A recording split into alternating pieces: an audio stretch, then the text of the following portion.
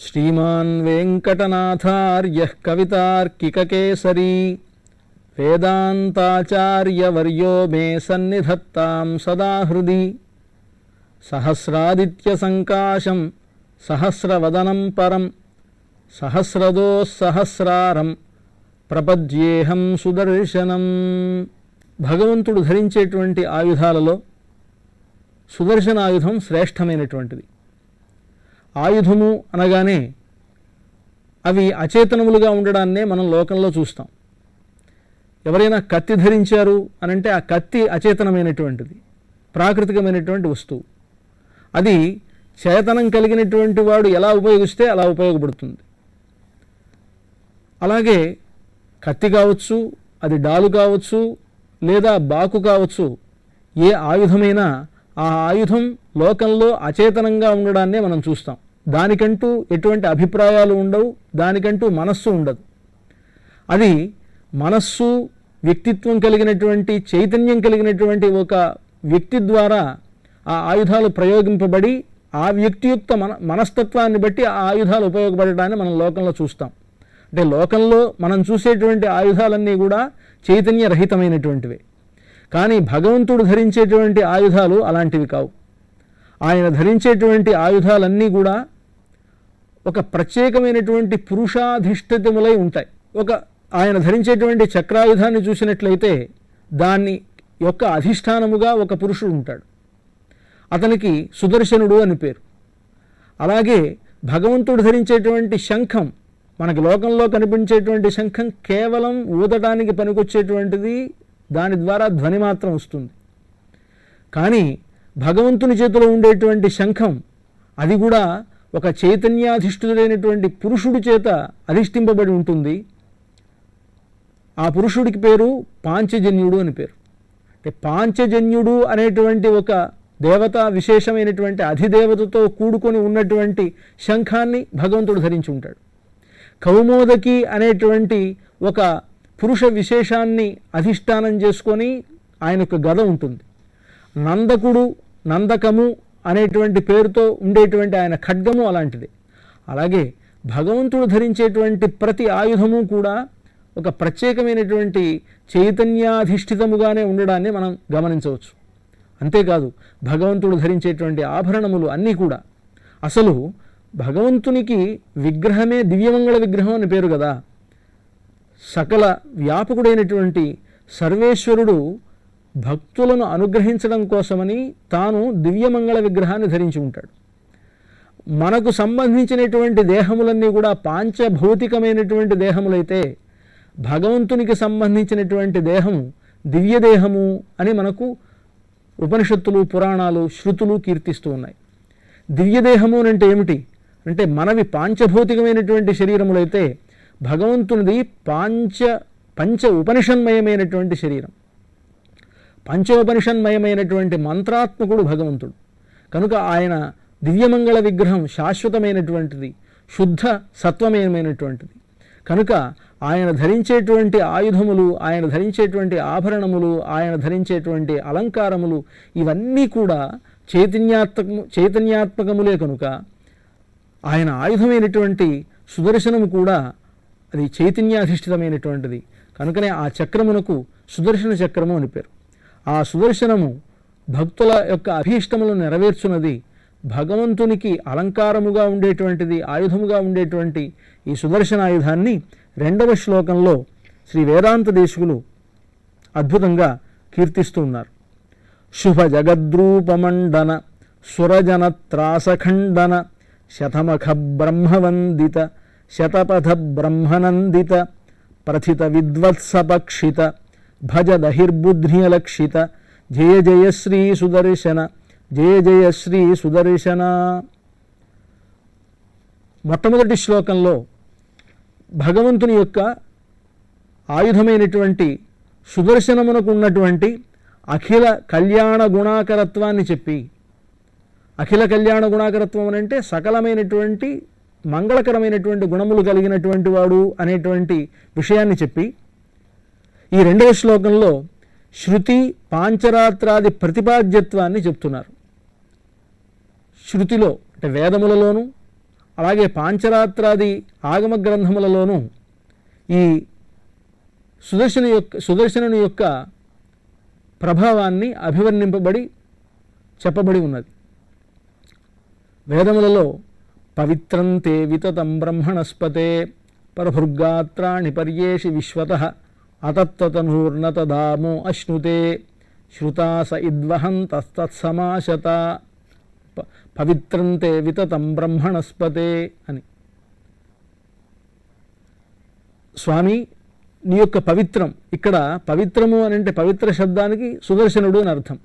పవిత్రంతే వితతం బ్రహ్మణస్పతే, ఓ బ్రహ్మణస్పతే, ఓ స్వామి బ్రహ్మకు కారణభూతుడైనటువంటి వాడా, పవిత్రం నీ చేతిలో ఉండేటువంటి ఏ సుదర్శనాయుధం అయితే ఉన్నదో అది వితతం సర్వవ్యాపకమైనటువంటిది అని, పవిత్రమిత్యగ్ని అని, ఇలాగా వేదములలో ఈ సుదర్శనుడి యొక్క ప్రస్తావన పవిత్ర శబ్దం చేత చరణ శబ్దం చేత చెప్పబడింది.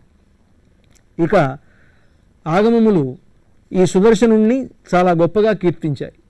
ఇలాగా ఈ 2వ శ్లోకంలో శృతి పాంచరాత్రాది ప్రతిపాద్యత్వం అంటే వేదములలోనూ అలాగే ఆగమశాస్త్రములలోనూ ప్రతిపాద్యుడై ఉన్నాడు, వాటి చేత ప్రతిపాదింపబడి ఉన్నాడు సుదర్శన భగవానుడు, సుదర్శనమూర్తి, సుదర్శన చక్రము అనేటువంటి విషయం ఈ 2వ శ్లోకంలో చెప్పబడింది. శుభ జగద్రూపమండన, మొట్టమొదటిది శుభ జగద్రూపమండన. ఇవన్నీ కూడా విశేషణ రూపములే. ఈ స్తోత్రమంతా కూడా సుదర్శన భగవానుడికి ఉండేటువంటి కళ్యాణ గుణములను, ఆయనకు ఉండేటువంటి శక్తులను అన్నిటినీ కూడా పదములుగా చేసి ఆయన్ను స్తోత్రం చేసేటువంటిది కనుక శుభ జగద్రూపమండన. శృతి చెప్పినటువంటి భగవంతుడు ఎవరైతే ఉన్నాడో ఆయన శుభ జగద్రూపమండనుడు, శుభకరుడు. ఆయన అలా శుభకరమైనటువంటి జగద్రూపముగా ఉండేటువంటి భగవంతుడు, విశ్వరూపుడైనటువంటి భగవంతుడు, శుభాశ్రయమైనటువంటి జగద్రూపమైనటువంటి విరాట్ రూపముగా ఉన్నటువంటి భగవంతుడైతే ఉన్నాడో అతనికి అలంకారభూతమైనటువంటి వాడు సుదర్శన భగవానుడు. సురజన త్రాసఖండన, అలాగే సురజనులు అనంటే దేవతాజనులు. త్రాస వారికి కలిగేటువంటి భయం. దేవతలకు ఎప్పుడు భయం కలుగుతుంది? రాక్షసాదులు వచ్చి వారిని అడ్డగించినప్పుడు, వారిని పీడిస్తున్నప్పుడు వారికి కష్టం కలుగుతుంది, అలాంటప్పుడు భయం కలుగుతుంది. అలాంటి దేవతలకు కలిగేటువంటి భయం ఏదైతే ఉందో ఆ భయమును ఖండన పోగొట్టేటువంటి వాడు, భగవంతుని యొక్క విగ్రహానికి అలంకారభూతమైనటువంటి వాడు, అలాగే దేవతలకు కలిగేటువంటి భయమును పోగొట్టేటువంటి వాడు ఈ సుదర్శనమూర్తి. శతమఖ బ్రహ్మవందిత, శతమఖుడు అంటే ఇంద్రుడు. ఆ పేరు ఆయనకి ఎలా వచ్చింది అని అంటే, ఇంద్రుడు తాను ఇంద్రుడుగా ఉండాలి అని అంటే ఈ భూలోకంలో ఒక మానవుడుగా పుట్టి 100 అశ్వమేధయాగములు చేస్తే ఆ 100 అశ్వమేధయాగముల ఫలితంగా అతనికి ఇంద్ర పదవి లభిస్తుంది. ఇక్కడ శతమఖ శబ్దం దాన్ని తెలియజేస్తుంది. ఇంద్రుడికి శతమఖుడు అనేటువంటి పేరు ఎలా వచ్చింది అని అంటే, ఆయన ఈ భూలోకంలో శత అంటే 100, మఖములు అనంటే యజ్ఞములు, యాగములు అని. ఈ యజ్ఞయాగములకు ప్రతినిధిగా ఆ మఖ శబ్దాన్ని చెప్తారు కనుక శతమఖము అంటే 100 అశ్వమేధయాగములు చేసినటువంటి వాడు కనుక ఆయనకి ఇంద్రుడు అని పేరు. కనుక శతమఖ బ్రహ్మ, ఇక బ్రహ్మ సృష్టికర్త కనుక ఆ బ్రహ్మ. శతముఖుడు అంటే ఇంద్రుడు, బ్రహ్మ అంటే బ్రహ్మదేవుడు. వీరిద్దరి చేత కూడా శతమఖ బ్రహ్మ వందిత, వీరిద్దరి చేత కూడా వందనం చేయబడినటువంటి వాడా, పూజింపబడినటువంటి వాడా అని సుదర్శనమూర్తిని శతమఖ బ్రహ్మ వందిత అని అంటున్నారు. శతపథ బ్రహ్మనందిత, శతపథ బ్రహ్మం అంటే శతపథ బ్రాహ్మణము అని అథర్వవేదంలో ఒక ప్రత్యేకమైనటువంటి బ్రాహ్మణం ఉంది, బ్రాహ్మణ గ్రంథం ఉంది. దానికి శతపథ బ్రాహ్మణము అని పేరు. అథర్వవేదములకు సంబంధించినటువంటి శతపథ బ్రాహ్మణంలో కీర్తింపబడినటువంటి వాడు శతపథ బ్రహ్మ నందితుడు సుదర్శన భగవానుడు. ముఖ్యంగా అథర్వణ వేదం మంత్రశాస్త్ర పూర్ణమైనటువంటి వేదముగా కీర్తింపబడుతూ ఉన్నది. మంత్రశాస్త్రములు, అనేకమైనటువంటి వైజ్ఞానిక అంశాలు, అదేవిధంగా వైద్యశాస్త్రానికి సంబంధించినటువంటి అనేకమైనటువంటి అంశాలు, ఈనాడు మనకు కనిపించేటువంటి భౌతిక శాస్త్రానికి సంబంధించినటువంటి విమానములు మొదలైనటువంటివి, వీటి యొక్క తయారీ మొదలైనటువంటి విధానాలన్నీ కూడా అథర్వవేదంలో ఉన్నదని చాలామందికి తెలుసు. అంటే అథర్వవేదం అనేటువంటిది ఈ లోకానికి బాగా ఉపయోగపడేటువంటి వేదం. అలాంటి అథర్వవేదములో చెప్పబడినటువంటి ఏ శతపథ బ్రాహ్మణం ఉన్నదో ఆ శతపథ బ్రహ్మ నందిత, ఆ శతపథ బ్రాహ్మణములో కీర్తింపబడినటువంటి వాడు, శతపథ బ్రాహ్మణము చేత కీర్తింపబడేటువంటి వాడు ఈ సుదర్శన భగవానుడు కనుక శతపథ బ్రహ్మనందిత అని ఒక అర్థం. లేదు శతపథ బ్రహ్మము అనంటే అనేకములైనటువంటి శతోపనిషత్తులు, ఉపనిషత్తులు లెక్కలేనన్ని ఉపనిషత్తులు ఉన్నాయి. ఆ లెక్కలేనన్ని ఉపనిషత్తుల చేత కూడా కీర్తింపబడినటువంటి వాడు మరొక అర్థం. ఈ సుదర్శన భగవానుణ్ణి కీర్తించేటువంటి ఉపనిషత్తులు శతశాఖలుగా ఉన్నాయి కనుక అలాంటి శతశాఖములుగా ఉండేటువంటి ఉపనిషత్తులతో కీర్తింపబడేటువంటి వాడా. ప్రథిత విద్వత్సపక్షిత, అలాగే ప్రథిత ప్రసిద్ధులైనటువంటి విద్వత్ పండితుల చేత సపక్షిత తమ పక్షమునకు చెందినవాడిగా చేసుకొనబడ్డాడు. ఎప్పుడు కూడా విద్వాంసులైనటువంటి వారు తమకు సంబంధించినటువంటి వాడుగా భగవంతుడిని కీర్తిస్తూ ఉంటారు కదా. సత్పురుషులైనటువంటి వారు ఈయన నా భగవంతుడు అని చెప్పుకున్నప్పుడు ఆ భగవంతుని యొక్క కీర్తి అతిశయిస్తుంది. అదేవిధంగా సుదర్శన భగవానుణ్ణి విద్వాంసులైనటువంటి వారు, గొప్ప విద్వాంసులు, మహాజ్ఞానులైనటువంటి వారు ఈ సుదర్శన భగవానుడిని తాము కీర్తిస్తూ ఉంటారు కనుక ప్రథిత విద్వత్ సపక్షితుడు ఆ సుదర్శన భగవానుడు. భజద్ అహిర్బుద్ధ్నీయ లక్షిత, అలాగే అహిర్బుద్ధ్నీయుడు అంటే రుద్రుడు. అహిర్బుద్ధ్య సంహిత అని పాంచరాత్రాగమంలో ప్రత్యేకమైనటువంటి ఒక సంహిత ఉన్నది. దానిని మొత్తాన్ని కూడా శివుడు నారదుడికి చెప్పినట్లుగా ఆ ఆగమం మొత్తం, ఆ ఆగమ సంహిత మొత్తం నడుస్తూ ఉంటుంది. కనుక అహిర్బుద్ధ్నుడు అంటే పేరు రుద్రుడు అని పేరు. భజద్ అహిర్బుద్ధ్నీయ లక్షిత, ఆ అహిర్బుద్ధ్నుడు ఈ సుదర్శన భగవానుణ్ణి పూజించి తద్వారా అనేకమైనటువంటి ఫలితాలను పొందాడు అని చెప్పబడి ఉండడం వల్ల అలాంటి భజద్ అహిర్బుద్ధ్నీయ అంటే తనను భజించేటువంటి అహిర్బుద్ధ్యుడు అని చెప్పబడినటువంటి రుద్రుని చేత లక్షిత, లక్షింపబడినటువంటి వాడా లేదా తెలుసుకొనబడిన మహిమ కలవాడా అని అర్థం. అంటే ఆ రుద్రుడు సుదర్శన భగవానుని యొక్క మహిమను తెలుసుకున్నాడు అని అర్థం. అలాంటి సుదర్శన, జయ జయ శ్రీ సుదర్శన, జయ జయ శ్రీ సుదర్శన. ఓ సుదర్శన చక్రమా నువ్వు సర్వోత్కర్షతో వెలుగుందు. అలాగే ఓ సుదర్శన చక్రమా నీకు నమస్కారము. అంటే జయ జయ అనేటువంటి శబ్దానికి సర్వోత్కర్షతో మంగళాశాసన రూపమైనటువంటిది, సర్వోత్కర్షతో వెలుగుతూ ఉండడం అంటే అభివృద్ధి చెందుతూ ఉండడాన్ని మంగళం అంటారు. ఈ మంగళాశాసన రూపమైనటువంటి దానికి అర్థం చెప్పవచ్చు. జయ జయ అంటే నమస్కారము అని చెప్పవచ్చు. అంటే సుదర్శనుడికి నమస్కారము అనేటువంటి భావాన్ని కూడా కలిగి ఉంచవచ్చు. ఎలా చెప్పినప్పటికీ ఈ శ్లోకంలో ముఖ్యంగా భగవంతుడు ధరించేటువంటి ఈ సుదర్శన ఆయుధం శాస్త్ర ప్రతిపాద్యమైనటువంటిది. అంటే వేదములలో కీర్తింపబడినటువంటిది ఈ సుదర్శన చక్రము. సుదర్శన మాహాత్మ్యం, సుదర్శన వైభవం వేదములలోనూ పాంచరాత్రి ఆది ఆగమాల్లోనూ కీర్తించబడింది అని ఈ శ్లోకంలో ముఖ్యంగా తెలియజేశారు వేదాంత దేశకులు. ఇక మూడవ శ్లోకంలో మనం మూడవ శ్లోకాన్ని అనుసంధానం చేసుకొని దాని అర్థాన్ని తెలుసుకుందాం. స్ఫుటతటిజ్జాల పింజర పృథుతర జ్వాల పంజర పరిగత ప్రత్న విగ్రహ పటుతర ప్రజ్ఞదుర్గ్రహ ప్రహరణ గ్రామ మండిత పరిజన త్రాణ పండిత జయ జయ శ్రీ సుదర్శన, జయ జయ శ్రీ సుదర్శన. స్ఫుటతటిజ్జాల పింజర, ఈ మూడవ శ్లోకంలో ముఖ్యంగా యోగులకు కూడా చింతించుటకు అలవి కానటువంటి దివ్య విగ్రహ వైలక్షణ్యం కలిగినటువంటి వాడు సుదర్శనుడు అనేటువంటి విషయాన్ని చెప్తున్నాడు వేదాంత దేశకుల వారు. భగవంతుడి గురించి వేదములు కానీ పురాణములు కానీ చెప్తూ ఆయన్ను అవాంగ్మానస గోచరుడు అని అంటూ ఉన్నది. భగవంతుడు అంటే అవాంగ్మానస గోచరుడు అంటే వాక్కులకు కానీ మనస్సుకు కానీ అందనటువంటి వాడు ఆయన. కనుక ఆ విషయాన్ని ఈ మూడవ శ్లోకంలో అభివర్ణిస్తున్నారు వేదాంత దేశకులు.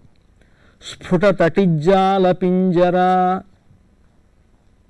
స్ఫుటతటిత్ అంటే ప్రకాశించేటువంటి మెరుపుల సమూహం లాంటి, తటిత్ అంటే మెరుపులు, స్ఫుటతటిత్ అంటే ప్రకాశించేటువంటి మెరుపుల సమూహము వలె, పింజర బంగారు వర్ణమును బంగారు రూపమును కలిగినటువంటి వాడు ఈ సుదర్శన భగవానుడు. పృథుతర జ్వాల పంజర, పృథుతర మిక్కిలి పెద్దవైనటువంటి, జ్వాల అంటే అగ్నిజ్వాలల సమూహము అనేటువంటి పంజరమును కలిగినటువంటి వాడు ఈ సుదర్శన భగవానుడు. పరిగత ప్రత్న విగ్రహ పటుతర ప్రజ్ఞదుర్గ్రహ. పరిగత ప్రత్న విగ్రహ, పరిగత అంటే పరిగ్రహింపబడినటువంటి, ప్రత్న అంటే పురాతనమైనటువంటి విగ్రహమును కలవాడు ఈ సుదర్శన భగవానుడు. అంటే విగ్రహము ఆయనకు కూడా ఒక రకమైనటువంటి దివ్యదేహం ఉన్నది కదా, అది పురాతనమైనటువంటిది, ప్రాచీనమైనటువంటిది అన్నమాట. అంటే పురాతన శబ్దం వల్ల ఇక్కడ సనాతనమైనటువంటి ఆయుధం చక్రాయుధం అని, సనాతనుడైనటువంటి భగవానుడు ఆది మధ్యాంతరహితుడైనటువంటి సనాతనుడైనటువంటి పురాతనుడైనటువంటి పురాణుడైనటువంటి భగవంతుడి చేతిలో ఉండేటువంటి ఈ సుదర్శనాయుధం కూడా పురాతనమైనటువంటి విగ్రహమును కలిగి ఉన్నది కనుక పరిగత ప్రత్న విగ్రహ అంటే పరిగ్రహింపబడినటువంటి పురాతన విగ్రహము కలవాడా. పటుతర ప్రజ్ఞదుర్గ్రహ, మిక్కిలి పటిష్టమైనటువంటి, పటుతర అంటే మిక్కిలి పటిష్టమైన, ప్రజ్ఞదుర్గ్రహ అంటే బుద్ధిని కలవారి చేత కూడా దుర్గ్రహ గ్రహింప శక్యము కానటువంటి వాడు. వాణీ పౌరాణికీయం ప్రథయతి మహితం ప్రేక్షణం కైటభారేహే శక్తిరి యస్యేషు దముష్ట్రా నఖ పరశుముఖ వ్యాపిని తత్విభూత్యాం కర్తుం యత్తత్వబోధో న నిశితమతిభిః నారదాద్యైశ్చ శక్యః అని కూరనారాయణముని సుదర్శన శతకంలో కర్తుం యత్తత్వబోధో న నిశితమతిభిః నారదాద్యైః అని. నారదాది పటుతర ప్రజ్ఞ కలిగినటువంటి మహాత్ములకు కూడా సుదర్శన భగవానుడి యొక్క వైభవం తెలుసుకోలేనటువంటి స్థితి ఏర్పడుతుంది. అంటే భగవంతుని యొక్క స్థితి ఎలాగైతే అవాంగ్మానస గోచరమో భగవద్ ఆయుధమైనటువంటి ఈ సుదర్శన ఆయుధం యొక్క వైభవాన్ని కూడా పరిచ్ఛిన్నమైనటువంటి బుద్ధి కలిగినటువంటి మనబోటి వారే కాకుండా గొప్ప మిక్కిలి పటిష్టమైనటువంటి బుద్ధి కలవారు కూడా గ్రహించలేరు అని పటుతర ప్రజ్ఞదుర్గ్రహ అని చెప్తున్నారు. ప్రహరణ గ్రామ మండిత పరిజన త్రాణ పండిత. ప్రహరణ గ్రామ మండిత, అసలు ఈ సుదర్శనాయుధమే ఆయుధం భగవంతుడికి. మరలా ఈ సుదర్శనాయుధంలో ఉండేటువంటి ప్రత్యేకమైనటువంటి సుదర్శన పురుషుడున్నాడే, ఆయుధము అన్న తర్వాత ఆయుధమైనప్పటికీ ఆయుధమును ఆశ్రయించి ప్రత్యేకమైనటువంటి సుదర్శన పురుషుడు కూడా ఉంటాడు. ఆ సుదర్శన పురుషుడు ప్రహరణ గ్రామ మండితుడు, అనేకమైనటువంటి ఆయుధముల సమూహముచే మండిత అలంకరింపబడినటువంటి వాడు. అంటే మనకు ఆగమశాస్త్రాలు సుదర్శన మూర్తిని తెలియజేస్తూ సుదర్శన చక్రంలో షట్కోణం ఉంటుంది అని, ఆ షట్కోణం అనేటువంటిది 8 దళములు కలిగినటువంటి పద్మములో ఈ షట్కోణం ఉంటుందని, ఈ షట్కోణంలో సుదర్శన పురుషుడు ఉంటాడు అని చెప్తూ ఆ సుదర్శన మూర్తిని వర్ణిస్తూ ఆయన చక్రం కుంతం కృపాణం పరశు హుతవహ వంకుశం దండశక్తి శంఖం కోదండపాశౌ హల ముసల గదా వజ్రశూలాంశ్చ హేతీన్ దోర్భి సవ్యాపసవ్యైః దధదతుల బలస్తంభితారాతిదర్పైః వ్యూహస్తేజోభిమాని నరక విజయనో జృంభతాం సంపదేవః అని అభివర్ణిస్తారు సుదర్శన శతకంలో కూరనారాయణముని.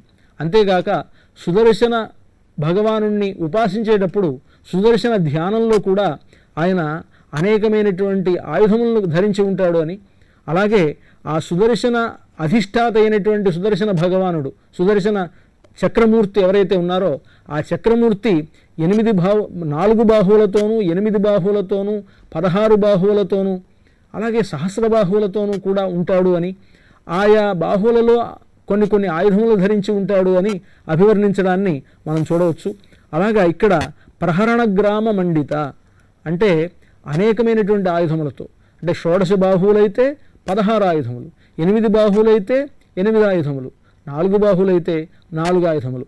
ఏదైనప్పటికీ ప్రహరణములు అనంటే ఆయుధములు, ఈ ఆయుధముల సమూహముచే అలంకరింపబడినటువంటి వాడు, అనేకమైనటువంటి ఆయుధములను ధరించినటువంటి వాడా అని అర్థం.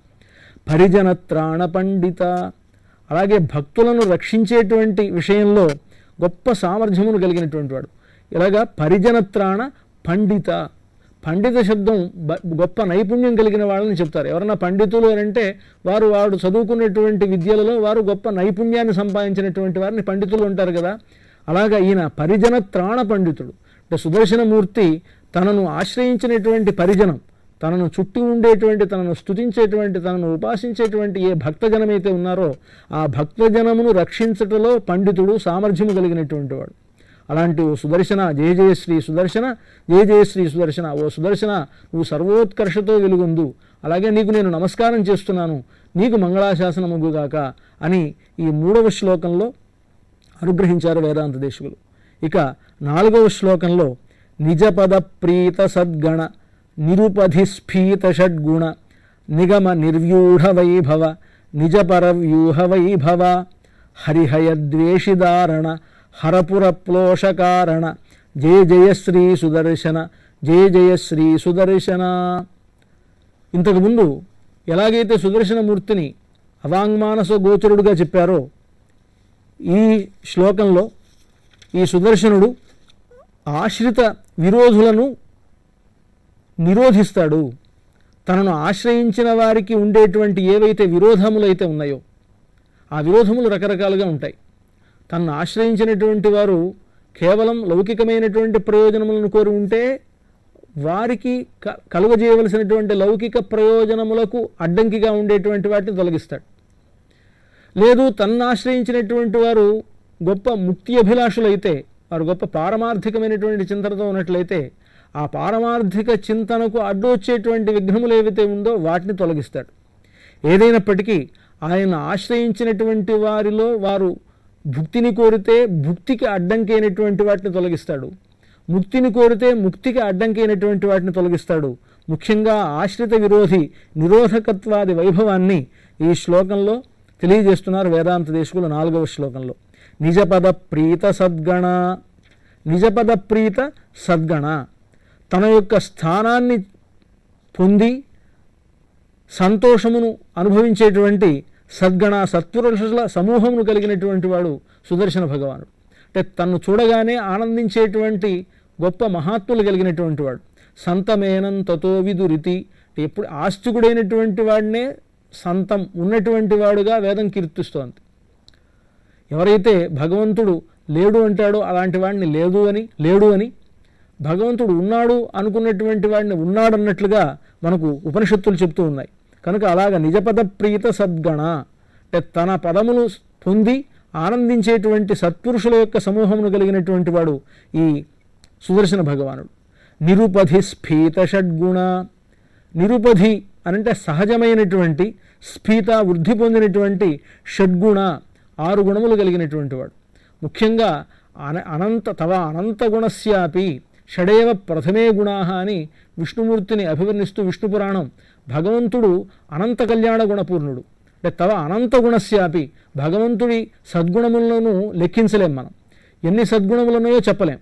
అయినప్పటికీ షడేవ ప్రథమే గుణ, ముఖ్యమైనటువంటివి అన్నీ అనంటే 6 ప్రధానమైనటువంటి గుణములని విష్ణు పురాణం తెలియజేస్తుంది.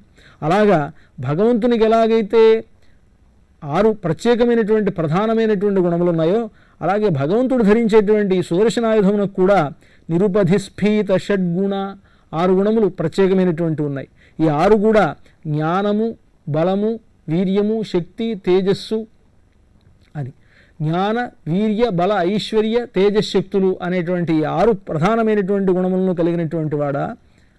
ఆ 6 ప్రధానమైనటువంటి గుణములు కూడా సహజమైనటువంటివి, కొని తెచ్చుకున్నటువంటివి కావు, స్వతసిద్ధంగానే ఈ సుదర్శన భగవానుడికి ఉన్నాయి. ఇట్లా కనుక నిరుపధి శబ్దాన్ని ఇక్కడ వాడారు వేదాంత దేశకులు. నిరుపధి స్ఫీత షడ్గుణ. అలాగే నిగమ నిర్వ్యూఢ వైభవ, నిగమ నిర్వ్యూఢ వైభవ, వేదముల చేత, నిగమములంటే వేదములు, ఆ వేదముల చేత నిర్వ్యూఢ నిర్వహింపబడినటువంటి వైభవము కలిగినటువంటి వాడు. అంటే వేదముల చేత కీర్తింపబడినటువంటి మహిమ కలిగినటువంటి వాడు అని. నిగమ నిర్వ్యూఢ వైభవ, నిజ పరవ్యూహ వైభవ. నిజ శబ్దానికి ఇక్కడ నిత్యము అనేటువంటి అర్థం చెప్పవచ్చు, తనకు సంబంధించినవి అని చెప్పవచ్చు. నిజ అంటే తనకు సంబంధించిన అని, అలాగే నిత్యములైనటువంటివి అని. అలాగే నిత్యములు అని అర్థం చెప్పినప్పుడు నిజ పరవ్యూహ వైభవ, నిత్యములైనటువంటి పరము, వ్యూహము మొదలైనటువంటి రూపముల వైభవములు కలిగినటువంటి వాడు సుదర్శన భగవానుడు. భగవంతుడు పంచ ప్రకారములుగా ఉంటాడు అని పాంచరాత్రాది ఆగమములు చెబుతున్నాయి. ఆ 5 ప్రకారములకు పరము, వ్యూహము, విభవము, అంతర్యామి, అర్చ అని పేర్లు. భగవంతుడు ఎలాగైతే పరవ్యూహ, విభవ, అంతర్యామి, అర్చా స్వరూపములుగా వేంచేసి ఉంటాడో అదేవిధంగా భగవద్ ఆయుధమైనటువంటి సుదర్శనాయుధము కూడా పరవ్యూహ విభవ అంతర్యామి అర్చావతార స్వరూపంగా ఉంటుంది అని ఈ నిజ పరవ్యూహ వైభవ అనేటువంటి నామం తెలియజేస్తున్నది. అలాంటి వైభవం కలిగినటువంటి వాడు సుదర్శన భగవానుడు. హరిహయద్వేషిదారణ హరపురప్లోషకారణ. హరిహయద్వేషిదారణ, హరిహయుడు అనంటే ఇంద్రుడు. ఆ హరిహయద్వేషి అంటే ఇంద్రునికి శత్రువులైనటువంటి వారు రాక్షసులు. అంటే ఇంద్రశత్రువులైనటువంటి రాక్షసులను దారణ నశింపజేసేటువంటి వాడు కనుక ఈయన హరిహయద్వేషి దారణుడు అని పిలువబడుతున్నాడు. ఇక హరపురప్లోషకారణ. హరపురప్లోషకారణ, హరపురము అంటే వారాణసీపురం, హరుడు అంటే శివుడు అని అర్థం కదా. ఆ శివుడు ఉండేటువంటి వేంచేసి ఉండేటువంటి చోటు కాశీనగరం. ఆ కాశీనగరమును దహింపజేయుటకు కారణభూతుడెవరు అంటే సుదర్శన భగవానుడని దీనికి సంబంధించినటువంటి పురాణ కథలు ఉన్నాయి. అంతేకాక హరపురప్లోషకారణ అని హరుడు అంటే శివుడు. ఈ శివుడు త్రిపురాసుర సంహారం చేసినప్పుడు ఆయన ధరించినటువంటి ధనుస్సులో ఉండేటువంటి బాణముగా సుదర్శన భగవానుడే ఉండి త్రిపురాసుర సంహారాన్ని శివుని చేత చేయించాడు అని ఒక అర్థాన్ని చెప్పవచ్చు. దానికంటే కూడా హరపుర ప్లోషకారణుడు అంటే కృష్ణావతార సందర్భంలో పౌండ్రక వాసుదేవుడు అనేటువంటి వాడు తాను వాసుదేవుడితో సమానముగా శంఖచక్రాలు ధరించి కృష్ణుడు ఎలాగైతే వాసుదేవుడో తాను కూడా ఒక వాసుదేవుడు అని తలచి కృష్ణుడితో యుద్ధాన్ని ప్రకటించినప్పుడు ఆ పౌండ్రక వాసుదేవుడిని సంహరించాడు శ్రీకృష్ణ పరమాత్మ. పౌండ్రక వాసుదేవునికి మిత్రుడుగా కాశీ రాజు ఒకడు ఉండేవాడు. ఈ కాశీరాజు ఆయనకు సహాయం వెళ్ళినప్పుడు శ్రీకృష్ణుడు ఆ కాశీరాజును సంహరించి అతని దేహంలో ఉండేటువంటి భాగాలను కాశీపురంలో పడేట్టుగా చేసేటప్పటికీ కాశీరాజు కుమారుడు తాను శివుని గురించి తపస్సు చేసి శివుని ద్వారా ఒక కృత్యను సృష్టించి ఆ కృత్యను కృష్ణుడి మీదకి పంపించాడు. అప్పుడు శ్రీకృష్ణుడు సుదర్శనాయుధాన్ని ప్రయోగించి ఆ కాశీరాజు కుమారుడు పంపించినటువంటి కృత్యను సంహరించడంతో పాటు కాశీ మొత్తాన్ని కూడా దహించే విధంగా చేశాడు కనుక సుదర్శనుడికి హరపురప్లోషకారణుడు అనేటువంటి పేరు వచ్చింది అని ఇక్కడ వేదాంత దేశికులు అనుగ్రహిస్తున్నారు. హరపురప్లోషకారణ జయ జయ శ్రీ సుదర్శన, జయ జయ శ్రీ సుదర్శన. అలాంటి ఓ సుదర్శన నీకు సర్వోత్కర్ష కలుగుగాక, అలాగే నీకు నమస్కారముగుగాక అని దీంట్లో వేదాంత దేశికులు జయ జయ శ్రీ సుదర్శన అంటూ ఈ 4వ శ్లోకాన్ని ముగిస్తూ ఉన్నారు. భగవంతుని యొక్క సంకల్ప శక్తియే ఆయన చేతిలో మెరిసిపోతూ ఉండేటువంటి చక్రాయుధము సుదర్శన భగవానుడు అని మనకు ఆగమశాస్త్రములు తెలియజేస్తున్నాయి. భగవంతుని యొక్క సంకల్పాధీనంగానే ఆ సుదర్శనుడుగా ఉన్నటువంటి చక్రము అనేకమైనటువంటి రక్షణ కృత్యములను నిర్వర్తిస్తుంది అని మనకు పాంచరాత్ర ఆగమశాస్త్రం తెలియజేస్తోంది. ఆగమములన్నీ భగవంతుణ్ణి కీర్తించినట్లుగానే ఆయనకు ఆయుధములను అలాగే ఆయనకు ఉన్నటువంటి భూషణములను కూడా అభివర్ణించాయి. ముఖ్యంగా అన్ని ఆయుధములకు ప్రతినిధిగా ఈ సుదర్శన భగవానుడే ఉంటాడు. భగవంతునికి అనేకమైనటువంటి వాహనములు ఉన్నాయి. భగవంతునికి సంబంధించినటువంటి బ్రహ్మోత్సవాదులలో స్వామికి అనేకమైనటువంటి వాహనములతో ఉత్సవము జరగడం అనేటువంటిది అందరికీ తెలిసినటువంటిదే. గరుడ వాహనంతో పాటు హనుమద్వాహనం, అలాగే ఏనుగు వాహనం, పల్లకీలు, ఇలాగ అనేకమైనటువంటి వాహనములను స్వామికి ఉపయోగించి ఉపచారములను చేయడం అనేటువంటిది మనకు ఆగమము తెలియజేసింది. అయితే ఆయా వాహనములో అన్నిటిలోనూ గరుత్మంతుడే అంతరాత్మగా ఉంటాడు. ఏ వాహనముతో స్వామికి ఊరేగింపు జరిగినప్పటికీ ఆ వాహనమునందు గరుత్మంతుణ్ణి ఆవాహన చేసే గరుత్మంతుని యొక్క ప్రతినిధిగానే ఆ వాహనముతో ఆ స్వామికి ఆ ఊరేగింపులు నిర్వహించాలి అని మనకు ఆగమశాస్త్రం తెలియజేస్తుంది. ఏ విధంగా అయితే భగవంతునికి సంబంధించినటువంటి వాహనములన్నీ గరుత్మంతునకు ప్రతినిధులుగానే ఉండి ఆయనకు సేవ చేసుకుంటున్నావో అదేవిధంగా భగవంతుడు ధరించేటువంటి అన్ని ఆయుధములకు ఒకే ప్రతినిధి సుదర్శన భగవానుడు. కనుక అన్ని ఆయుధములకు అగ్రేసరుడుగా ఈ సుదర్శన భగవానుడు సుదర్శన ఆయుధం పిలువబడుతోంది. కనుక ఆ సుదర్శనోపాసనం సద్య ఫలదాయకమని మనకు మంత్రశాస్త్రములు తెలియజేస్తున్నాయి. అటువంటి ఈ సుదర్శన భగవానుణ్ణి సుదర్శనాష్టకంలో శ్రీ వేదాంత దేశికులు 5వ శ్లోకంలో అద్భుతంగా అభివర్ణిస్తూ ఉన్నారు.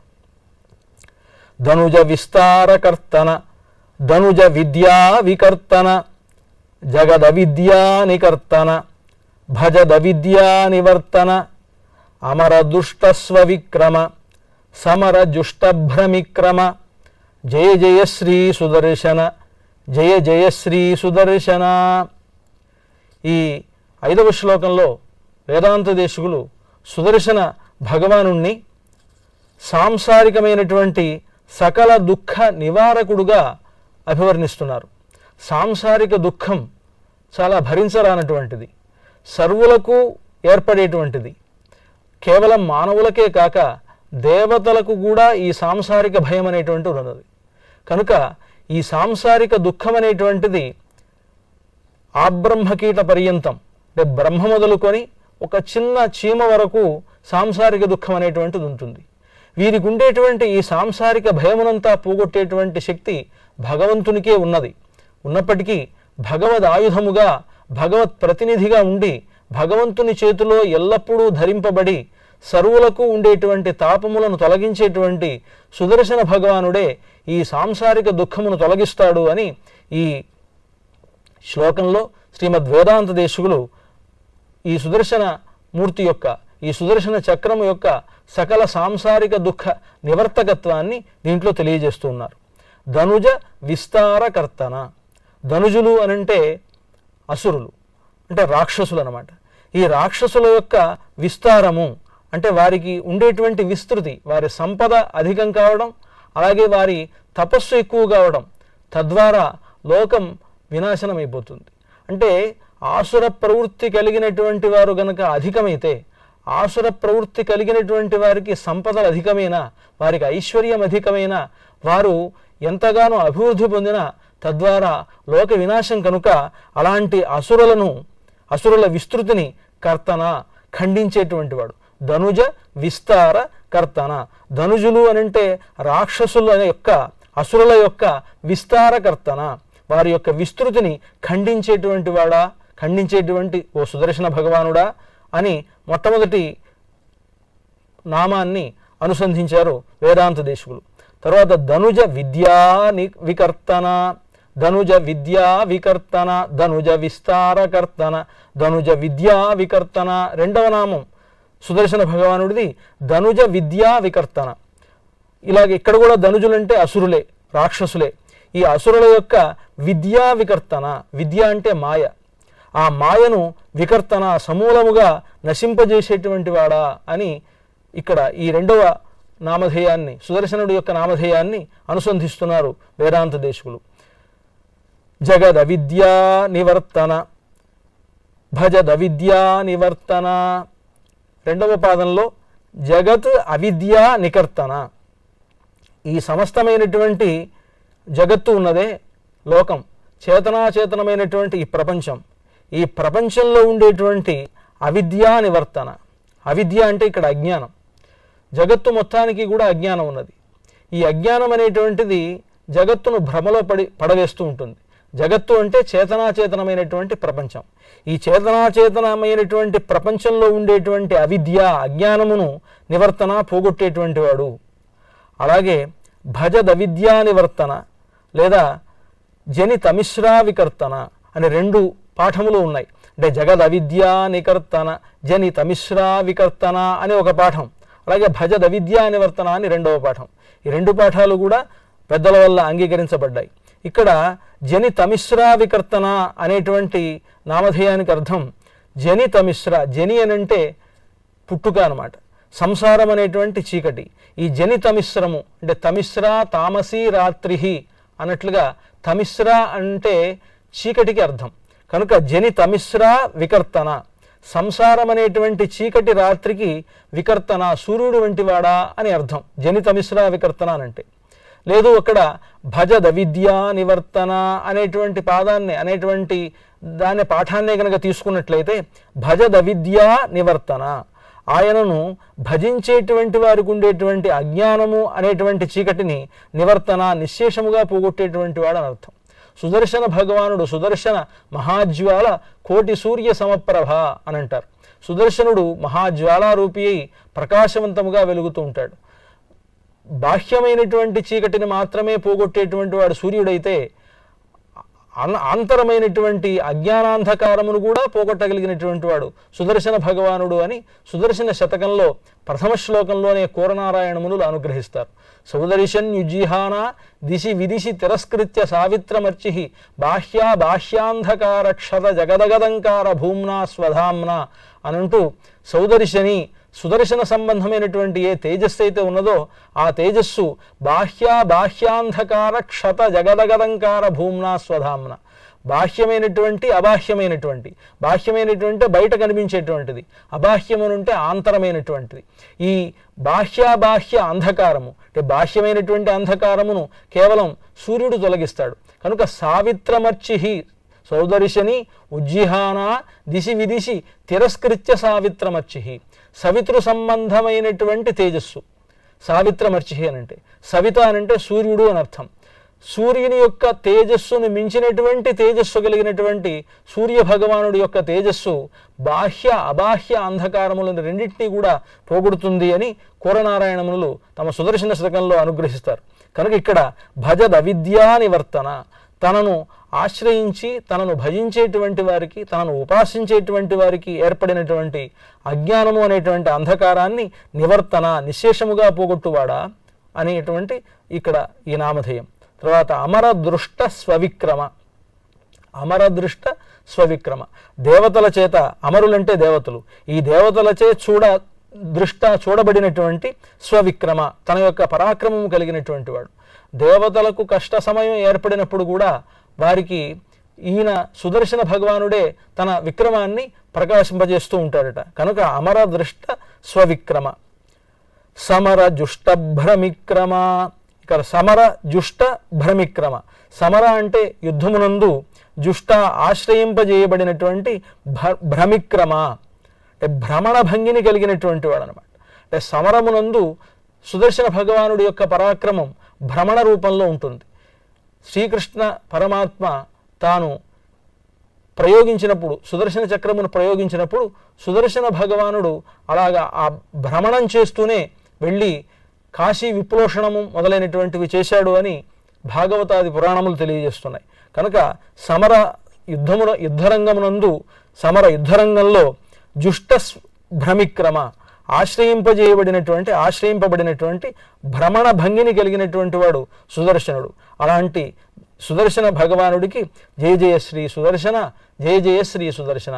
ఓ సుదర్శన భగవానుడా, నీవు సర్వోత్కర్షతో వెలగవలసినది, అలాగే నీకు జయము జయము, నీకు నమస్కారము అని ఈ శ్లోకంలో సుదర్శన భగవానుడికి ఉండేటువంటి సాంసారిక సకల దుఃఖ నివర్తకత్వాన్ని, ఈ శ్లోకం ద్వారా సుదర్శన భగవానుడు సాంసారిక సకల దుఃఖములను నివర్తింపజేసేటువంటి వాడు, సంసారము నుండి ఈ జీవులను ఉద్ధరించేటువంటి వాడు అని సుదర్శన భగవానుడిని ఈ శ్లోకంలో వేదాంత దేశకులు అభివర్ణించారు.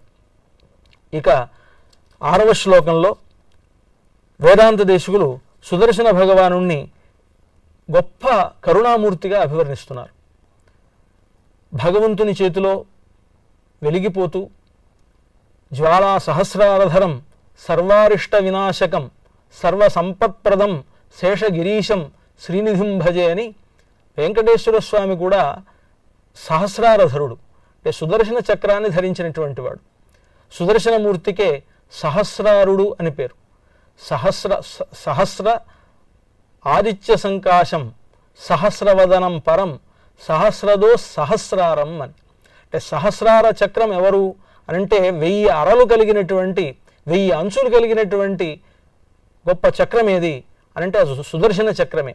కనుకనే 1000 అరలు కలిగినటువంటి చక్రము గనుక ఈ సుదర్శన భగవానుడికి సహస్రారుడు అనే పేరుంది.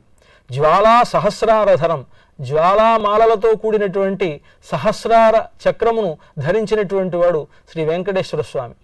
జ్వాలా సహస్రారధరం సర్వారిష్ట వినాశకం, భక్తులకు ఏర్పడినటువంటి అన్ని అరిష్టములను వినాశనం కలుగజేసేటువంటి వాడు శ్రీ వెంకటేశ్వర స్వామి. ఆయనకు అలాంటి చేయూతనిచ్చేటువంటి వాడు సుదర్శన భగవానుడు. కనుకనే పరమ దయామూర్తి అయినటువంటి భగవంతుని చేత మెరిసిపోతూ ఉండేటువంటి ఈ సుదర్శన భగవానుణ్ణి నిరతిశయమైనటువంటి కరుణాకరుడుగా వేదాంత దేశికులు ఈ 6వ శ్లోకంలో అభివర్ణిస్తూ ఉన్నారు. ఆ శ్లోకాన్ని అనుసంధానం చేసి ఆ శ్లోకార్థాన్ని మనం పరిశీలిద్దాం. ప్రతిముఖాలీఢబంధుర పృథు మహాహేతిదంతుర వికట మాయా బహిష్కృత వివిధ మాలా పరిష్కృత పృథు మహాయంత్రతంత్రిత దృఢ దయాతంత్రయంత్రిత జయ జయ శ్రీ సుదర్శన జయ జయ శ్రీ సుదర్శన. ప్రతిముఖాలీఢ బంధుర మొట్టమొదటి నామధేయం సుదర్శన భగవానుడిది. ప్రతిముఖాలీఢ బంధుర, బంధుర అందమైనటువంటి వాడు. ఎలాగ అందముగా ఉంటాడు సుదర్శన భగవానుడు? సుదర్శనం ఇలాగ చుట్టి ఒక చక్రంలాగా ఉంటుంది కదా, సుదర్శన చక్రం. ఆ చక్రమునందు 8 దళములతో కూడినటువంటి పద్మం. ఆ పద్మము లోపల షట్కోణం.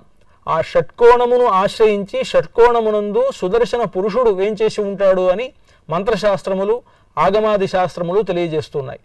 ఆ సుదర్శన భగవానుడు ఎలా ఉంటాడో దానిని ఈ ప్రథమ నామధేయం, ఈ సుదర్శన భగవానుడి యొక్క ప్రథమ నామధేయం ఇక్కడ వేదాంత దేశికులు అభివర్ణిస్తున్నారు. చాలా అందంగా ఉంటాడు. ఎలాగ అందంగా ఉంటాడు? ప్రతిముఖాలీఢ బంధుర, ఎడమకాలను ముందుకు చాచి కుడికాలను వెనుక పెట్టి ప్రత్యాలీఢ అనేటువంటి సన్నివేశంతో ఉండేటువంటి స్థితిలో బంధురుడు మనోహరంగా ఉంటాడు. బంధుర అంటే అందముగా ఉంటాడని ఒక అర్థం. బంధుర అంటే వంగినవాడు అని అర్థం. అంటే కొంచెం ఇలాగ కాళ్ళు వంచి ఉంటాడు, ఎడమకాలు ముందుకు చాచి ఉంటాడు, కుడికాలను వెనక పెట్టి ఉంటాడు. అలాగ నిల్చుని ఉండేటువంటి సన్నివేశాన్ని ప్రతిముఖాలీఢ సన్నివేశం అని అంటారు. ఇక దానికే ఒక ప్రమాణ శ్లోకాన్ని అనుగ్రహిస్తున్నారు పెద్దలు. ఆలీఢంతు తతోగ్రత దక్షిణే వామమాకుంచ ప్రత్యాలీఢం విపర్యయే. ఆలీఢము అనేటువంటి ఒక భంగిమ ఉన్నది. ఆలీఢం అనేటువంటి భంగిమలో దక్షిణ పాదం ముందు ఉండి వామపాదం వెనక ఉంటుంది. దానికి విపర్యయంగా ప్రత్యాలీఢం అనంటే ఎడమకాలు ముందుకు ఉండి కుడికాలు వెనకకు ఉండడం అనేటువంటిది ప్రత్యాలీఢ సన్నివేశం. ఆ ప్రత్యాలీఢ భంగిమలో బంధుర మనోహరంగా ఉండేవాడా అని ఒక అర్థం, బంధుర కొంచెం వంచినటువంటి కాళ్ళు కలిగినటువంటి వాడని రెండో అర్థం. ప్రతిముఖాలీఢ బంధుర, ఈ విధంగా సుదర్శనమూర్తి షట్కోణంలో ఈ విధంగా ఉంటాడు అని ఈ పాదంలో చెప్తున్నారు. ప్రతిముఖాలీఢ బంధుర పృథు మహాహేతి దంతుర. పృథు మహాహేతి దంతుర, పృథు విపులమైనటువంటి గొప్పవైనటువంటి హేతి ఆయుధముల చేత దంతుర వ్యాప్తమైనటువంటి వాడా. సుదర్శన మహాపురుషుడు ఆ సుదర్శన చక్రమునందు ఉండేటప్పుడు ఈ విధంగా నిల్చొని ఉండి ప్రత్యాలీఢ పాదముగా ఉండడంతో పాటు అనేకమైనటువంటి ఆయుధములను ధరించి ఉంటాడు. సుదర్శన పురుషుడు ఎన్ని చేతులనైతే ధరించి ఉంటాడో అన్ని చేతులలోనూ అన్ని రకాలైనటువంటి ఆయుధములను ధరించి ఉంటాడు. సుదర్శన భగవానుని యొక్క రూప వర్ణన మనకు ఆగమాది శాస్త్రములు మంత్రశాస్త్రములు వర్ణించాయి. సుదర్శనుడితో పాటు సుదర్శన నారసింహమూర్తిని కూడా కలిగి ఉండడం ఒక రూపం. ఒకవైపు సుదర్శనమూర్తి షోడశభుజుడుగా ఉంటాడు, ఇంకొక వైపు నారసింహమూర్తి చతుర్భుజాలలో చక్రములను ధరించి యోగముద్రలో వేంచేసి ఉంటారు. ఇలాగ ఉండేటువంటి ఆ సుదర్శన మూర్తిని, సుదర్శన అర్చామూర్తిని సుదర్శన నారసింహమూర్తి అనడం ఉన్నది. సుదర్శన నారసింహమూర్తి ధ్యాన శ్లోకం కూడా చాలా అద్భుతంగా ఉంటుంది. సహస్రార చక్రే షట్కోణగర్భజ్వలం నారసింహ ప్రభాపూరితాత్మ స్వపాదాబ్జయుగ్మాశ్రితానాన్ నిధానం జయ శ్రీయుతో కీర్తిరాజోవతాన్నః అని ఆ సుదర్శన నారసింహమూర్తి ధ్యానం. ఒకవైపు సుదర్శనుడు 16 చేతులతో 16 రకములైనటువంటి ఆయుధములను కలిగి ప్రత్యాలీఢ పాదముతో అందముగా ఉంటే, ఇంకొక వైపు నారసింహస్వామి యోగాసనములో ఉండి 4 చేతులలోనూ 4 సుదర్శన చక్రములను ధరించి మనకు దర్శనమిస్తూ ఉంటాడు. ఇలాగ ఉండేటువంటి మూర్తిని సుదర్శన నారసింహమూర్తి అని ఉపాసించడం ఉన్నది. అది ఆయన ఎలా ఉంటారో చెప్తున్నారు. సహస్రార చక్రే, సహస్రారం అంటే 1000 అరలు కలిగినటువంటి చక్రమునందు షట్కోణగర్భజ్వలం, షట్కోణ గర్భమునందు అంటే షట్కోణములతో కూడినటువంటి ఆ సుదర్శన చక్రమునందు గర్భజ్వలం, జ్వలం నారసింహ ప్రభాపూరితాత్మ, నారసింహ కాంతితో వెలిగిపోతూ ఉండేటువంటి సుదర్శనమూర్తి అని ధ్యాన శ్లోకం. కనుక అలాగా ఉండేటువంటి సుదర్శనమూర్తి 4 బాహువులతో ఉన్నట్లయితే 4 చేతుల్లోనూ 4 రకములైనటువంటి ఆయుధాలను ధరించి ఉంటాడు. 8 చేతులు ధరించి ఉన్నట్లయితే 8 రకములైనటువంటి ఆయుధములను ధరించి ఉంటాడు. ఏదైనప్పటికీ పృథు మహాహేతి దంతుర, హేతి అంటే ఆయుధ విశేషములు. ఈయనే ఒక ఆయుధం భగవానుడికి. కానీ ఈయన కూడా ఆయుధమే అయినప్పటికీ ఆయుధమైన ఆయుధ పురుషుడుగా ఉన్నప్పుడు ఆయన మరల కొన్ని ఆయుధములను ధరించి ఉంటాడు అని మనకు ఆగమశాస్త్రంలో చెబుతున్న రీతిగా ఈయన ఈ సుదర్శన మహాపురుషుడు ఆ చక్రంలో ఉండి ప్రచారీఢ పాదయుక్తుడై పృథు మహాహేతి దంతుర అనేకమైనటువంటి ఆయుధములను ధరించి ఉంటారు. వికట మాయా బహిష్కృత వివిధ మాలా పరిష్కృత. వికటమాయా బహిష్కృత, వికటమైనటువంటి మాయకు బహిష్కృత దూరమైనటువంటి వాడు. రాక్షసులు చూపించేటువంటి మాయలన్నిటికీ కూడా బహిష్కృతుడైన వాడు. వికట మాయా బహిష్కృత వివిధ మాలా పరిష్కృత, అనేక రకములైనటువంటి మాలల చేత పరిష్కృత అలంకరింపబడినటువంటి వాడు. వివిధ మాల పరిష్కృత, రకరకములైనటువంటి మాలికలను ఆయన వక్షస్థలంలో ధరించి ఉంటారు. వివిధ మాలా పరిష్కృత పృథు మహాయంత్ర తంత్రిత, గొప్పదైనటువంటి, పృథు అంటే గొప్పదైనటువంటి, మహాయంత్ర తంత్రిత లేదా మహాయంత్ర యంత్రిత అని 2 పాఠాలు తీసుకోవచ్చును. మహాయంత్ర తంత్రిత, మహాయంత్రమునందు గొప్ప సుదర్శన మహాయంత్రమునందు తంత్రిత ప్రతిష్ఠింపబడినటువంటి వాడు. సుదర్శనమూర్తికి సంబంధించినటువంటి యంత్రం చాలా అద్భుతమైనటువంటి ఫలితాలను ఇస్తుందని మంత్రశాస్త్రం తెలియజేస్తోంది. మంత్ర బీజాక్షరములతో కూడినటువంటి సుదర్శన మహాయంత్రమునందు ప్రతిష్ఠితుడై ఉంటాడు. కనుకనే పృథు మహాయంత్ర తంత్రిత, గొప్పదైనటువంటి మహాయంత్రమునందు ప్రతిష్ఠింపబడినటువంటి వాడు ఈ సుదర్శన భగవానుడు అని పృథు మహాయంత్ర తంత్రిత. దృఢ దయాతంత్ర యంత్రిత, దృఢమైనటువంటి దయా అనేటువంటి గొప్ప తంత్రము చేత యంత్రిత వశీకరింపజేసుకోనబడినటువంటి వాడు. దృఢదయాతంత్ర యంత్రిత, దృఢమైనటువంటి దయ కలిగినటువంటి వాడు. ఆయన ఆ దయతోటి కూడి ఉండి తన భక్తులందరినీ ఎల్లప్పుడూ కాపాడుతూ ఉండేటువంటి వాడు కనుక దృఢదయాతంత్ర యంత్రిత, దృఢమైనటువంటి దయా అనేటువంటి తంత్రము చేత వశీకరింపజేసుకోబడినటువంటి వాడు ఈ సుదర్శన భగవానుడు. కనుక జయ జయశ్రీ సుదర్శన, జయ జయశ్రీ సుదర్శన. కనుక ఓ సుదర్శన, నీకు సర్వోత్కర్ష కలుగుగాక, నీకు నమస్కారముగుగాక అని ఈ శ్లోకంలో వేదాంత దేశకులు అద్భుతంగా అభివర్ణిస్తున్నారు. ముఖ్యంగా ఈ సుదర్శన భగవానుడు గొప్ప దయామూర్తి అని ఈ శ్లోకంలో భావం. ఈయనకు ఉండేటువంటి దయ భగవంతునికి ఎంత దయ ఉన్నదో అంత దయ ఈ సుదర్శన భగవానుడికి కూడా ఉన్నది. భగవానుడు పరమ దయాళువు కదా, ఆయనకే ఆ దయ లేకపోయినట్లయితే మన బోటి వారెవరూ ఆయనను సమీపించలేరు. నిజానికి భగవంతుడు కరుణామూర్తి గనుకనే ఆయన వద్ద మనం చేరగలుగుతున్నామని. సర్వస్వామి అయినటువంటి భగవంతుడు నిజానికి జీవులు చేసేటువంటి తప్పిదములన్నిటినీ కూడా లెక్క కట్టినట్లయితే ఆయన సమీపించేటువంటి శక్తి మనకెవరికీ ఉండదు. నిజానికి ఆయన పరమ దయాళు, పరమ వాత్సల్యమూర్తి కనుక అలాంటి వాత్సల్య దయలకు స్థానమైనటువంటి భగవంతుని మనం సమీపించగలుగుతున్నాం. భగవంతునికి ఉండేటువంటి సర్వశక్తిత్వము, సర్వస్వామిత్వము అనేటువంటి అధికమైనటువంటి గుణములతో పాటు భగవంతునికి ఉండేటువంటి సౌలభ్య గుణం చాలా గొప్పది. సౌలభ్యము అనంటే చాలా సులభముగా ఆయనను సమీపించడానికి వీలైనటువంటి గుణములు. భగవంతునకు 2 రకాలైనటువంటి గుణములు ఉంటాయని మనకు వేదాంత శాస్త్రం తెలియజేస్తోంది. ఒకటి ఆయనను ఆశ్రయించడానికి వీలైనటువంటి గుణములు. ఆశ్రయించడానికి వీలైనటువంటి గుణములు అంటే అవి వాత్సల్యము, సౌశీల్యము, సౌలభ్యము, దయ మొదలైనటువంటివన్నీ కూడా ఆయనను ఆశ్రయించడానికి వీలైనటువంటి గుణాలు. ఇక ఆశ్రయించిన తర్వాత ఆశ్రిత కార్యాపాదకములైనటువంటి గుణములు ఉన్నాయి. అవి జ్ఞాన, శక్తి, బల, ఐశ్వర్య, వీర్య, తేజస్సులని షడ్గుణములు.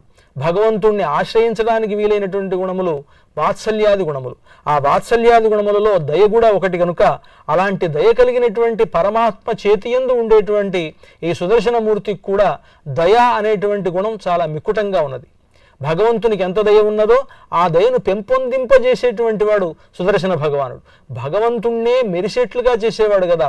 భగవంతుడే సహస్ర కోటి సూర్య భాసుడుగా ఉంటే ఆ సహస్ర కోటి సూర్య సమానమైనటువంటి భాసను కలిగినటువంటి పరమాత్మను కూడా ప్రకాశింపజేసేటువంటి వాడు సుదర్శన భగవానుడు అని మనకు ఆగమాది శాస్త్రములు, వేదములు, పురాణములు తెలియజేస్తున్నాయి. చాలా అద్భుతమైనటువంటి వర్ణన. ఎలాగంటే ఒకానొక సందర్భంలో తన నాభీకమలం నుంచి బ్రహ్మను కలుగజేశాడు విష్ణు భగవానుడు. నిజానికి నీకు పుత్రుడు పుట్టాడు అంటే సంతోషం కలుగుతుంది కదా. ఆ సంతోషాన్ని పెద్ద మనిషి కనుక ఆయన తెలియనివ్వకుండా ఉన్నాడు, అలాగా గుంభనగా ఉన్నాడు. అయినప్పటికీ భగవంతునికి బ్రహ్మదేవుడు కలగడం వల్ల ఏర్పడినటువంటి సంతోషాన్ని ప్రకాశింపజేసినటువంటి వాడు సుదర్శన భగవానుడు అని అభివర్ణిస్తారు పూర్వాచార్యులు తమ వ్యాఖ్యా గ్రంథాలలో. అంటే చేతిలో సుదర్శనుడిని తన చేతిలో ఉంచుకొని ఆయన ప్రకాశంతో తాను ప్రకాశించేటువంటి వాడు పరమాత్మ అని. నిజానికి భగవానుడి యొక్క వర్ణం నీలవర్ణం, అంటే నల్లగా ఉండేటువంటి భగవానుడిని ప్రకాశింపజేయడానికి సుదర్శన భగవానుడు తాను ఎర్రగా మెరిసిపోతూ ఉంటాడట. కనుక అలాగే భగవంతుని కూడా ప్రకాశింపజేసేంత గొప్పతనం దయాగుణముతోటి ఇంకాస్త ఎక్కువగా భగవంతుడికి ఉండేటువంటి దయ మొత్తం కూడా సుదర్శనమూర్తికి ఏర్పడింది అని ఈ శ్లోకంలో అద్భుతంగా శ్రీమద్ వేదాంత దేశికులు సుదర్శన భగవానుడు పరమ దయాకరుడు అనేటువంటి విషయాన్ని మనకు ఈ శ్లోకంలో తెలియజేశారు. మంగళం చక్రరాజాయ మహనీయ గుణాబ్ధయే పద్మనాభకరాంభోజ పరిష్కారాయ మంగళం.